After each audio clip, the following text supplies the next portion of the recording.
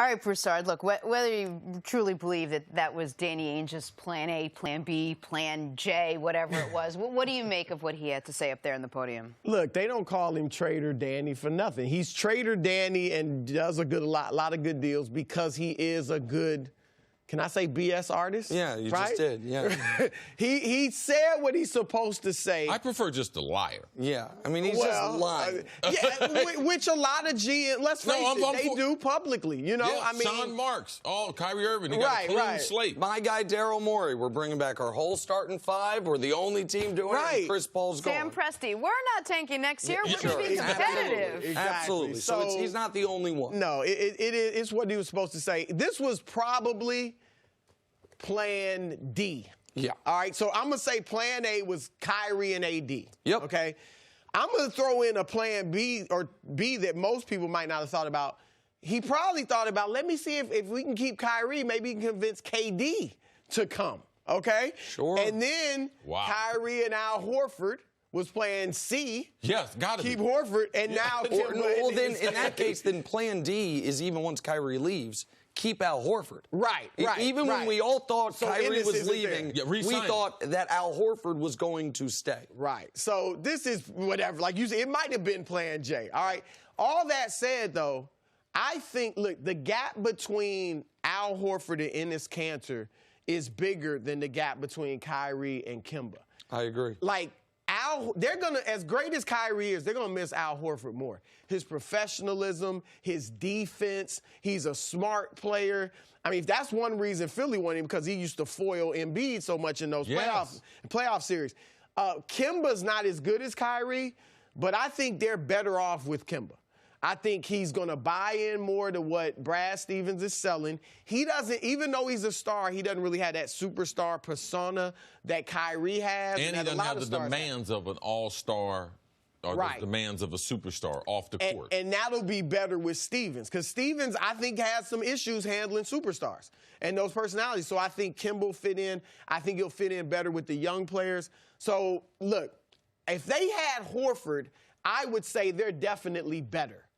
I wonder now, just because they lost Al, but I do like them better with Kemba than Kyrie. Listen, I think everyone at the table agrees Kyrie's a better player than Kemba, but it's relatively close. And because all the reports trickling out of Boston, and it seems like more are coming, is that Kyrie was even more of a problem within that organization than has been reported. That he was so out on everything, Brad Stevens, young players, Danny Ainge, and he was out before Christmas, is what it seems like, as far as mentally out.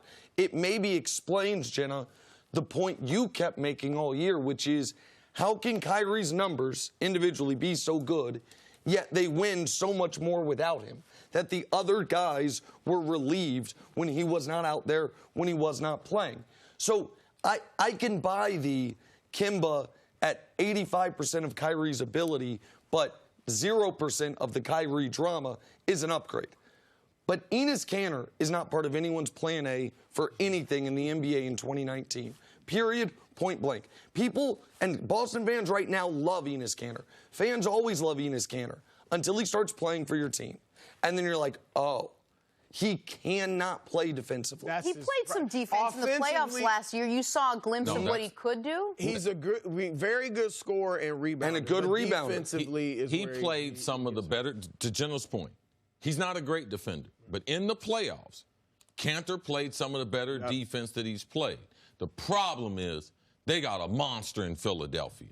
Now, unless they're going to move Philadelphia somehow to the West, and they weren't going to ever have to face them, like to be able to get to the finals, I could understand potentially signing him as a guy in the meantime.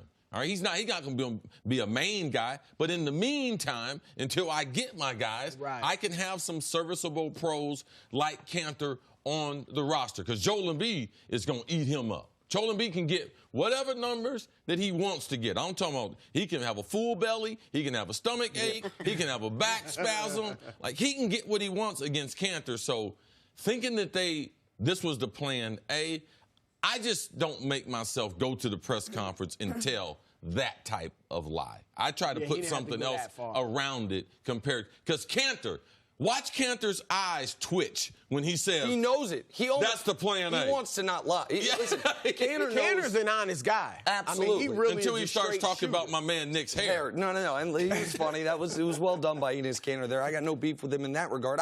Listen, he is an extraordinary offensive player, and he only plays 24 minutes a game. So, like last year, per 36, he would have been a 21-15 guy. So why doesn't he play 36? Because he might be the worst defensive big in basketball. A half dozen games in the playoffs notwithstanding. But for Boston, listen, Boston, you opted out of trading for Kawhi Leonard because you had a bigger plan in store. You opted out of multiple moves because Anthony Davis was your white whale. Anthony Davis and Kyrie pairing was your ideal pairing. Keeping Tatum if you could. If not, it's fine. We'll keep Horford, Kyrie, Anthony Davis, Al Horford. That is now Kemba Walker, Enes Kanter, Jason Tatum. It's a disaster from what they had hoped for, even if the team can be decent. It's a disaster because last year you were a conference contender, and this year you're not.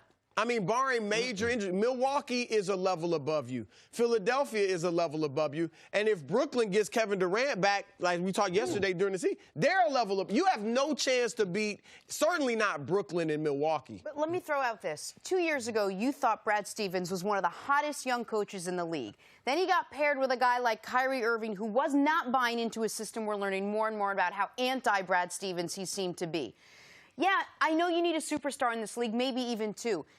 But what if these guys fit the same way this team played so much better when Curry seemingly was out of the lineup? Maybe they fit Brad Stevens' system better. You need talent. And you need a certain degree of It's nice talent. to have a dress that fits you, but if it's made with polyester, what difference do it make? That's real. All right? That's real. It ain't the X's and O's, baby. It's the Willies and the Joes. And around the NBA, you need talent.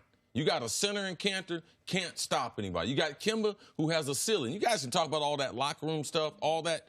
They got problems there. Brad Stevens is one of the problems because you can't think a problem. Problem. Can he learn to coach superstars? Well, we just had a couple stars, all-stars. Al Horford, great Horford leader, wasn't great really teammate. as much of a problem, but why didn't he sign back? Why Kyrie. didn't he sign back with them? I think because he wanted bigger money long term. And the other problem, besides the coach not being able to adapt to stars, they got a problem in Gordon Hayward. All right, you talked about the white whale being, they're going to put this. I left him out. This dude is not who he used to be. He's not the kid you recruited when you were at Butler when he was a 3-star, and his contract will continue to be a problem because Jaylen Brown and them, they're trying to get a new contract now. Tatum, they're trying to get a new contract.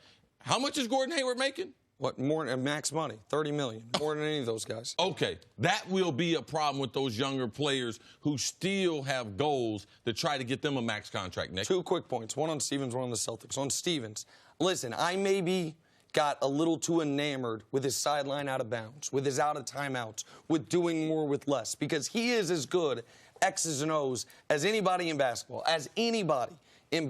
But to your point about the Willies and the Joes, the game is not about the X's and O's. The pace is too fast. It's a personality business, and it's a talent management business. Now, to your point about the Celtics, listen, Celtics going to make the playoffs. Celtics probably going to exceed their Vegas total for wins. They're going to overachieve and get bounced in the first or second round. This is the story of this team since the Big Three left. They overachieve. You make a deep run with little Isaiah Thomas. You're a good story. But you keep talking about what you will be without ever actually being it. And that's the reality. So they're going to win 46 games, and they're going to have a tough first-round series with the Pacers. Right. And we're going to talk about, well, when Jaylen Brown takes that leap again for the 3rd straight year. We'll be talking about that with this team. Thanks for watching. Subscribe here to get the latest from the show. Also, be sure to check out more of the best clips from First Things First, or go watch a few segments from our other shows on FS1.